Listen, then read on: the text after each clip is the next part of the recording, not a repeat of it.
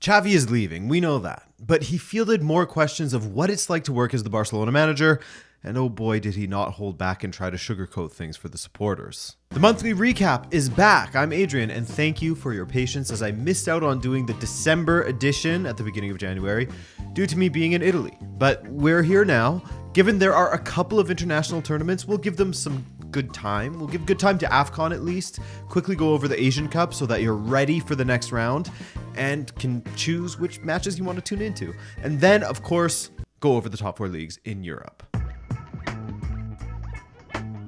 Let's start in the Ivory Coast because I know I've had many comments from you guys saying, hey, cover AFCON. You gotta watch AFCON. What are you doing? And trust me, my lack of coverage isn't some malicious plot. It's just that I am not really an African football expert and I felt like I couldn't give it the coverage it deserves. But after watching through the tournament, I'm down to speak about it now. I may even have a video on a certain team in the tournament next week. But anyway, obviously won't go match by match for this, but we'll definitely talk about some of my favorite things I've seen thus far, such as South Africa's victory over tournament favorites, or at least one of the favorites, Morocco. I was literally standing and clapping in my living room watching that match play out. If you saw it, it was a good one. The goal from South Africa, of which the defending for Morocco was a bit suspect, but take nothing from Magokpa's finish under Bono. That was a clean finish under the keeper as he was coming out.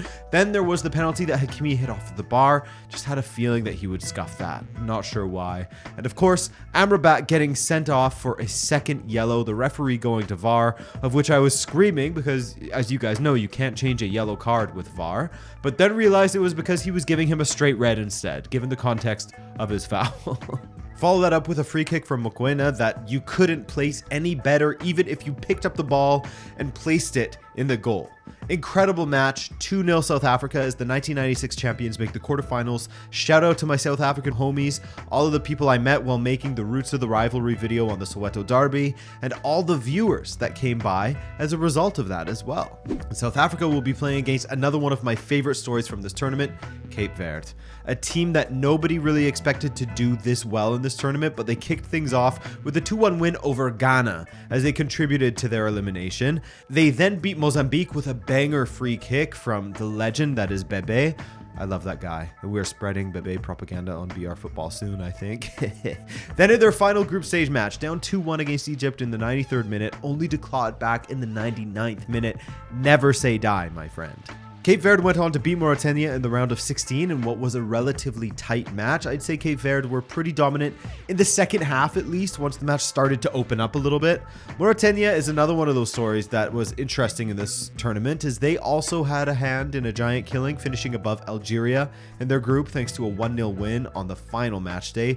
Amir Abdou, him again, what a guy. Happy to see Angola thriving as well, as they are unbeaten and in the quarterfinals now after not making it this far since 2010 when they hosted the tournament. They'll have a tough match against Nigeria though. DR Congo eliminated Egypt after a lengthy penalty shootout.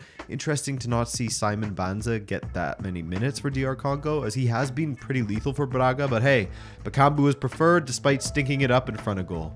Barely gets a sniff, and when he does, he misses. So DR Congo are taking on Guinea, and the final quarterfinal will see the host Ivory Coast, who beat defending champion Senegal in a shootout, go up against Mali. These matches start on February 2nd, so Friday, tomorrow. I'll be honest, I haven't been able to take in much of the Asian Cup. There's already so much other stuff going on in the world of football at the club level, plus the African Cup of Nations as well. I apologize to the Asian Cup, but I'll try to watch more of it going forward, as there are some tasty matchups in the quarterfinals. Like, shout out Jordan and Tajikistan. Those are two incredible stories as well. Then there's Australia taking on South Korea. South Korea just slipping past Mancini's Saudi Arabia in the shootout. Mancini walking down the tunnel before the shootout's even done. What were you doing, man? Qatar beat Palestine 2-1 to book a quarterfinal against Uzbekistan. And after hitting a bit of a stumbling block with that 2-1 loss to Iraq, Japan are looking solid once again. They beat Bahrain 3-1 and will play Iran after the Iranians overcame Syria in a shootout. Red card to Taremi though, massive loss for Iran, and guess what? Porto fans will be mad at me for pointing this out, but I don't care, it's the truth. His first yellow was for simulation, which is just so on brand. Brilliant striker, but God is that side of his game ever annoying, and it could cost his team as well. Now they gotta play without him. He's one of their best, if not their best player. Now, of course, I have recently done a video on Bayern and whether Tuchel deserves all of the criticism he has been receiving over in Germany. Is it really fair to get all over him when their point total is superior to that of last season at this time, and that they're on track to achieve what would have won the Bundesliga 7 out of 10 times in the past decade? Not really, but is it also fair to criticize Bayern's style of play and some of Tuchel's decisions? For sure. More spoken of in the video. Anyway, Bayern had 3 wins and a loss this past January, and Harry Kane only scored 2 goals in 4 matches. What a scrub, right? No, but honestly, Bayern's overall play is tough to watch at times, and the frustration is just exacerbated for their supporters because Bayer Leverkusen are still undefeated across all competitions this season. It's pretty nuts. The last couple of matches for them have been a bit more difficult, however, as they are dealing with injuries, players missing for the Asian Cup and AFCON, so their squad is depleted. But they relied on late winners against both Augsburg and RB Leipzig. The Leipzig match was a great watch. What a comeback away from home. And recently, they drew 0-0 with Gladbach at home. Overall, 2 wins and a draw in January. They have a very winnable match against Darmstadt this weekend, and then a big Pokal match against Stuttgart. But we don't talk about Pokal. Speaking of Stuttgart, they are still in the mix in the top 3, surprisingly. Their form started to go downhill at the end of 2023, but they finished that year strong, only to return from winter break with 2 straight losses. However, with a 5-2 smashing of Leipzig last weekend, maybe they found their form again. Who knows? They'll get Guirassy back in a while. We'll see. They're still ahead of Borussia Dortmund, however, though Dortmund have been finding their form lately. Over the winter break, there were talks of Edin Terzic's job being on the line, but with 3 consecutive wins in 2024, stretching their unbeaten run to 5 matches in the Bundesliga, they're looking much better. Having Jadon Sancho back certainly helps their attack. He's been enjoying life in the Bundesliga, an assist, winning a penalty. I mean, considering he hadn't played since August, that's not bad. By the way, Leipzig have been crap in 2024 so far, unfortunately for them. 3 matches played and 3 straight losses against Eintracht Frankfurt, Leverkusen, and Stuttgart. It's not like they're losing against basement dwellers. They're losing against good sides, but they are not covering themselves in glory at the moment. Marco Rose has to sort things out. In fact, looking at the table here, you can see that both Eintracht Frankfurt and even Freiburg are threatening to catch them in 5th place at the moment. Tough times for Marco Rose. At the top, Leverkusen, the undefeated ones, have just a 2-point lead over Bayern now. Not so comfortable. Those 2 teams have really separated themselves from the rest of the clubs, with Bayern 10 points ahead of 3rd place Stuttgart. At the bottom, Darmstadt, Mainz, and Köln continue to look terrible down there. Union Berlin are also dangerously close to that relegation playoff place. Will be a thrilling race at the bottom. And at the top as well. Kane still leads Guirassy with 23 goals to Guirassy's 17. It must be said though, Guirassy has 17 goals and 14 appearances still. Kane with 23 from 19 appearances. Sané is the assist leader, though Grimaldo, what an impressive season he's had. He is just 2 behind him. And Radetzky leads the league in clean sheets. Shout out to the Leverkusen keeper. He's doing really, really well, like the rest of Leverkusen.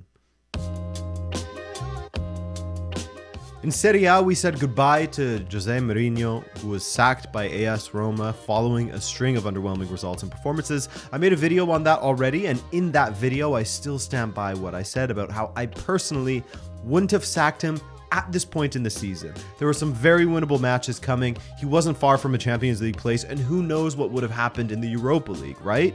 He's good in that competition. However, I can understand where they came from in some ways, as statistically, his performances in Serie A were some of the worst that Roma have seen over the last decade, and due to financial constraints, they need that Champions League money. It's a very complicated issue, but with said financial constraints, the video breaks it all down, but his successor Daniele De Rossi managed to pick up 2 consecutive 2-1 wins in Serie A, improving Roma's record in January to 2 wins and just 1 loss in Serie A. The team that beat Roma this month in Serie A, AC Milan, have had a great January. They lost in the Coppa Italia. That's not great, actually, but they won 3 matches and drew 1 in Serie A as Pioli's side looked to make up some ground on both Juventus and Inter in the title race. Big shout out to Olivier Giroud, who at 37 years old is still right up there when it comes to goals and assists in the league. 2 goals and 2 assists for him in January. An absolute stud, isn't he? What a man. Atalanta has also found some form recently. I haven't been following Atalanta as closely as I used to. Shame on me. but they haven't lost in 6 matches across all competitions. But we don't speak about all competitions here in the monthly recap, do we? But a 1-1 draw with Roma at the start of the month, followed up with a 5-0 win over Frosinone, and then a 2-0 win over Udinese. Not bad, Mr. Gasparini. Lazio is also in great form in Serie A with the exact same record as Atalanta in January, 2 wins and a draw. They also have some Coppa Italia semifinals to look forward to against Juventus. Speaking of, I also did a video on Juventus recently and how all of the crap that happened off of the pitch last season and the restructuring of the board after all of them resigned and the practices that came as a consequence of that could actually lead to better practices in the future when it comes to recruitment and the utilization of their academy, the Juventus Next Gen team. Already, guys like Illing Jr., Yildiz, Meretti, and more are bearing fruit for them, so that's something to watch out for at Juve. No more old-timers on free transfers with bloated, massive contracts, you know? As for Juve's performance in Serie A in January, superb, mostly, as that draw against Empoli will frustrate Juve supporters following the first half red card to Milik, sent off in the 18th minute. Yikes. Other than that, 3 wins and a draw, 2 of which were big boy 3-0 wins. They face Inter in the Derby d'Italia this weekend, though. And Inter are still the team to beat in Italy. They've had a perfect 3 wins from 3 in Serie A in 2024, and they're looking nice. A 5-1 win over Monza with Lautaro getting a couple more goals as he scored 4 goals in 3 Serie A appearances to continue to not only contribute to Inter's lead at the top of the table, but his own lead at the top of the scoring charts. We'll get to that in a second as Inter's attack has been on fire, scoring 50 goals in 21 matches while only conceding 10. Incredible stuff at both ends of the pitch from Inter. Inzaghi, he's that guy. That sees Inter have a 1-point lead over Juventus at the moment, though they do have a match in hand. AC Milan and Atalanta make up the rest of the top 4, and Roma aren't far off. But again, Atalanta have a match in hand over Roma. It's all a mess as half of the teams have played 21 matches and the others 22. Not the clearest picture of the table, but a good idea of what's going on, right? At the bottom, Salernitana are a horror show with just 12 points, 4 consecutive losses. It's not looking good. Udinese, Verona, and Sassuolo aren't out of the woods either. We're watching you guys. And as mentioned, Lautaro is still the leader when it comes to goals with 19 to Vlahovic's 12. Giroud on 10, and Giroud also a leader when it comes to assists, as he is now tied with Marcus Thuram on 7 assists each. That famed Inter defense is thanks in part to Jan Sommer, who leads the league with 13 clean sheets. When he is called upon, when that defense has been breached, Sommer's been there to stop it all. What a guy. Over to England now, where there hasn't been a ton of matches due to the winter break, we'll call it. Not really a break, just a slowdown in order to facilitate more cup matches than Premier League matches. A lot of teams have only played 2 matches, so we won't linger here for too long. While Arsenal went through a weird moment at the end of 2023/beginning of 2024, they certainly bounced back in a nice way in January. I mean, the break may have helped them a bit, a much needed one, but upon their return, they smashed Crystal Palace 5-0, then got a hard-fought 2-1 win over Forest, where, to be honest, it wasn't that hard-fought. That scoreline kind of flatters Forest a little bit, I found. Arsenal were all over them, even in that second half. Forest score 1 late. Forest are now just above the relegation places, and Luton are threatening to pass them. Yes, Luton, who seemed nailed on for relegation at the start of the season, are getting some brilliant results lately. If you look at all the competitions, they are unbeaten in 2024. 2 of those wins are in the FA Cup, by the way, but in the Premier League, they have played twice, they drew Burnley, and they absolutely smashed Brighton 4-0. Keep an eye on Luton. There's a fun story potentially developing there. Manchester United have played just 3 matches in 2024, and only 1 of them was in the Premier League, that being their 2-2 draw with Tottenham. United with more off-pitch distractions, such as this new Marcus Rashford situation, clearly hasn't been in form all season and has disciplinary issues. Also, I hope everything's all right with Rashford. This doesn't really seem like him, man. It seems like strange behavior from him, like there's something else going on. The rest of the Premier League, if they aren't shaking already, should be. It's not just Erling Haaland who made his return at the end of the month, but Kevin De Bruyne is back for Manchester City as well and is already contributing with brilliant assists and goals. What a player he is. One of my favorites to watch. City played just 2 matches in the Premier League this past month and won them both, including that difficult 3-2 victory over Newcastle and a drubbing of Burnley. Well, 3-1, not quite a drubbing. By the way, in Haaland's absence, Alvarez has scored for fun in his last few appearances, 7 goals in his last 7 matches across all competitions, so that's including the Club World Cup final. Tottenham had a mixed month with that draw against Manchester United, but then the 3-2 win over Brentford, which was really touch and go at times at home. I'd say the greatest thing that happened to them this month was welcoming back James Maddison. Cannot understate how big that is, and should he stay healthy. Once Son is back from the Asian Cup, oh boy, the attack will be fun again. Well, for Liverpool, Jurgen Klopp announcing he's leaving at the end of the season was no doubt the biggest piece of news. I'll do a video on him in Liverpool at some point, don't you worry. Trying to honor him in this compact package of a video is not very befitting of what Jurgen Klopp deserves, but I'm happy for him that he's leaving on his terms and that he isn't one to linger about and sort of let things rot around him. Also, their win over Chelsea was his 200th in the Premier League. Not that Jurgen Klopp would let things rot around him. He's just not that guy. Anyway, Liverpool played just 2 Premier League matches in January and they won them both. Darwin is playing quite well, though he has hit the post in the Premier League 1 million times. More than twice that of the player who is second in the rankings, as that man is cursed. In fact, he became the first player in recorded Premier League sort of stats history, so going back to 2003-2004, to hit the post, or the woodwork I should say, 4 times in a single match, as he did against Chelsea. Just crazy. But Darwin has hit double digits in both assists and goals across all competitions, man. Chelsea, on the other hand, do indeed have a League Cup final to look forward to this season, and they are still in the FA Cup, but they are struggling to even stay in the top 10 of the Premier League, which is pretty embarrassing, no? They beat Fulham 1-0, but they lost to Liverpool quite handily.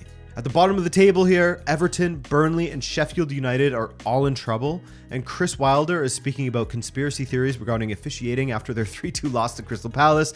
Big Palace pulling the officiating strings from the shadows. I feel for Everton, actually, as without that 10-point deduction, they would be just 3 points behind Chelsea. Table isn't representative of their quality. Remember that. And at the top, Liverpool are the leaders with 51 points, 5 ahead of City and Arsenal at the moment, though. City have a match in hand. Mo Salah and Erling Haaland are level with 14 goals apiece, with Son and Solanke close behind them. Salah is also leading the assists, or at least amongst the leaders, with 8 to his name. Clean sheets, Jordan Pickford. See, the table doesn't represent Everton's quality. Mind you, clean sheets don't really represent a keeper's quality either, right? So, hey. And finally, Spain, where, as I said on Twitter, for me, Barcelona matches have become must-watch spectacles lately because they are absolute box office. Look at the match against Athletic Club in the Copa del Rey, 4-2 in extra time. Then there was the late winners for Barcelona against Real Betis. Then there was the comeback from Barcelona against Villarreal, where Barca came from 2-0 down to go ahead 3-2, only to throw it all away and lose 5-3. I mean, it's just unmissable stuff, unmissable goal fests at the moment, at least before they played Osasuna. But also a bit of a clown show in front of goal for Barca at times, as yes, I do fall in the category that while Xavi hasn't been perfect at all, he's been let down defensively by big names like Koundé and Araujo, as well as the entirety of his attack. No team in Europe's top 5 leagues have missed more big chances than Barcelona has. They did, however, win against Osasuna just yesterday, 1-0, Victor Roque getting his first goal in LaLiga. Also, as mentioned in the title, Xavi doubled down on the toxicity that surrounds Barcelona thanks to the media and some vocal fans, saying, quote, "It's cruel and unpleasant. They make you feel worthless every day. Pep, Valverde already told me. I saw Luis Enrique suffer. We have a problem in terms of demands. It's not enjoyable. You risk your life at every moment. It's cruel. The same thing will happen to my successor. I would tell them to enjoy it, but it's impossible." Hey man, I mean, shout out to him for not pulling any punches now, as we see this way too often these days. People who are fans of a club calling for the head of a manager before even giving him a chance to turn things around. Instead, at the first sign of things not going well, they turn on them to the point where they make it impossible for them to succeed. And since Xavi didn't feel supported from the board either, see ya. Anyway, Real Madrid had a mixed January, won the Supercopa, crashed out of the Copa del Rey, but won all 3 of their La Liga matches. Matches you would always expect them to win, mind you, as they were against Mallorca, Almeria, and Las Palmas. That Almeria match, the Vardrid calls were out in force on social media. That one was chaotic. You could make a documentary on that one match alone. What with the goals that were cancelled for Almeria, the goals that counted for Real Madrid. Girona's dream run has continued in La Liga as their one and only loss in their league continues to be that 3-0 slapping from Real Madrid back in September. Other than that, they have an unblemished record in the league, only dropping points 3 times via some draws since then. This month saw them play 4 times in La Liga, winning 3 and drawing once against Almeria. Almeria making life difficult for the top teams, but still, not many points, as you'll see later. Soon we will see Girona versus Real Madrid, by the way. Mark your calendars for February 10th. Potential title ramifications in that one. Now, they are winless in their previous 2 La Liga matches, but Ernesto Valverde's Athletic Club beat both Sevilla and Real Sociedad this month and are circling outside of the Champions League places, just waiting for one of Atletico or Barcelona to slip up. Now, another team that lost recently, but has been good otherwise, Valencia lost to Atletico Madrid, but prior to that, they were looking really, really nice under Ruben Baraja. And Valencia looking really, really nice is not something that I get to say on this channel very often, thanks to Peter Lim and the fellas behind the scenes. Again, prior to that loss to Atletico, Valencia were on a 4-match winning streak, claiming the scalps of Athletic, Cadiz, Villarreal, and Rayo Vallecano. Speaking of Atletico, they started the season well, lost some power, and have had a real mixed January as far as La Liga results go, haven't they? Great things happened in the Copa del Rey for them, but the league is, I guess, better than mixed. But with Barcelona stumbling ahead of them, they took somewhat of advantage of that and caught right up to them. As you can see by looking at the table right here, Girona's still leading for now though. Real Madrid play today, so that could change at a moment's notice. At the bottom, Almeria still just on 6 points, then Granada looking like they may head straight back down, and finally Cadiz. But they are in touching distance of Celta and Sevilla. We have a 3-way tie at the top for the most goals scored in La Liga, Bellingham, Dovbyk, and Mayoral, while the Atleti fellas aren't far either in Morata and Griezmann. Another Girona player in Savio sits atop the assist column with Toni Kroos, and as far as clean sheets go, Unai Simon is the man of the league. And that's it, everyone. Welcome back to the monthly recap and hello to February now and the Champions League. I appreciate you sitting through this with me, and I will see you next week for some more videos. Take care, guys.